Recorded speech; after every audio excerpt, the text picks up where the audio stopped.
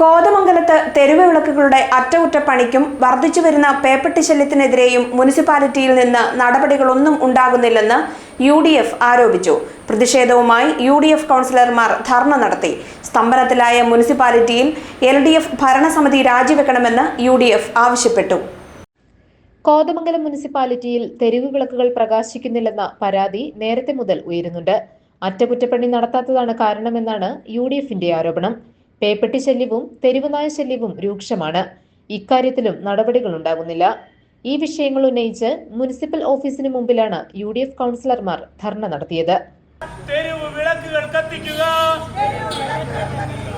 നാട്ടിലാകെ പേപ്പട്ടി, നാട്ടിലാകെ പേപ്പട്ടി, പദ്ധതിയൊന്നും നടക്കുന്നില്ല, പദ്ധതിയൊന്നും നടക്കുന്നില്ല. നഗരഭരണം അഴിമതിയാണ്,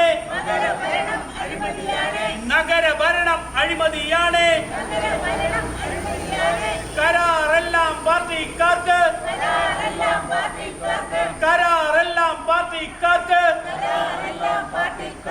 ധർണയുടെ ഉദ്ഘാടനം parliamentary party leader AG George നിർവഹിച്ചു.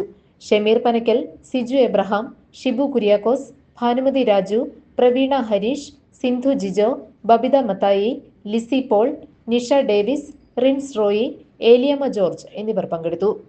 എന്ന് പറയുകയാണെങ്കിൽ വളരെ